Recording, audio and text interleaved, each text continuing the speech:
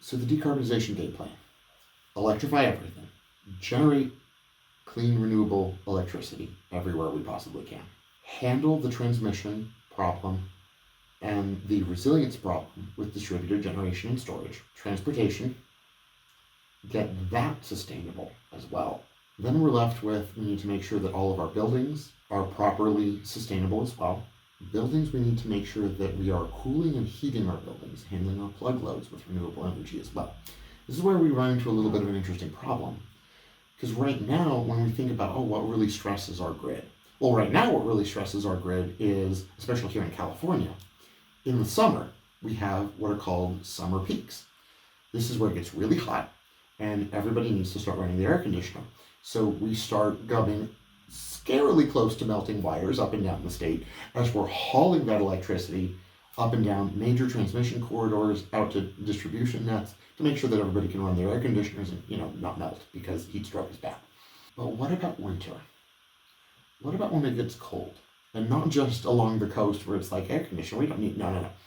What about the places where there's snow and it is cold and dangerously cold if you're not heating properly? Well, right now, we do that with a mixture of mostly natural gas. Some places around the country, we use electricity for certain things. Some places around the country, we use oil for certain things, especially on the eastern seaboard. There's a whole bunch of different technologies that we use, but for the most part, a lot of those technologies are fossil fuel, whether it's natural gas, propane, or whatnot.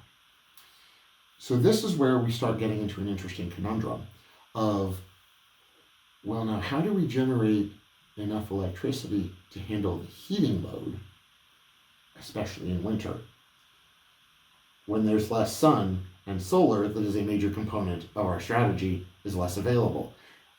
One might point out, this seems like a problem. You would be right. This is a little bit of a problem. Fortunately, we're about solutions here, and we have a really cool one. Actually, it's a really obvious one, and it's pretty straightforward. Fancy technology, heat pumps, ooh, ah, cue the applause and the wow. No, here's what a heat pump is. It's an air conditioner running in reverse. Because if we think about, what does an air conditioner do? You've got a place that's hot, you've got a place that's cold, and you've got a machine that says, hey, let's move some of that heat from place 1 to place 2. It's also how your refrigerator works, not new technology. The new part of this equation is that you can run heat pumps at increasingly lower and lower and lower temperatures. This is where it starts getting exciting, because you might walk out into, say, the middle of an incredibly cold winter in, let's go with Minnesota. Ouch. And this is something that as a Californian, I am simply not equipped for. So upon entering that scenario, I would be desperately clawing at the thermostat going, please, please give me the heat. Well, here's where a heat pump can step in. A heat pump says, you know what? It's pretty cold out there, but there's still some heat that's available in all those molecules that are rattling around in the ambient air, down in the ground. So what we're going to do is we're going to extract that heat and make it incrementally colder out there, which nobody's really going to notice, in order to move that heat inside. So instead of having to spend this amount of electricity on, say, electric resistance heating, which is going to cause your bill to go gong, gong, gong, gong, gong, no, what we're going to do is we're going to sip power, because we're not using that energy to generate heat. We're using a tiny fraction of it to move heat. It's the same thing an air conditioner does. Same thing a refrigerator does. The advancement is how well it goes and how low can you go. That's how we solve the winter peaking problem in the decarbonization game plan.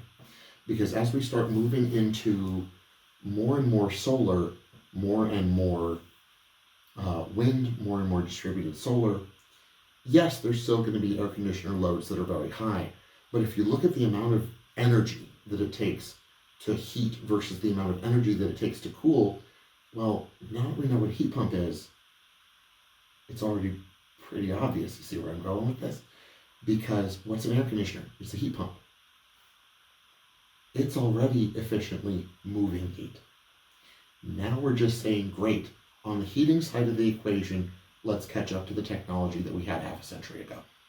That's the innovation that we're doing there.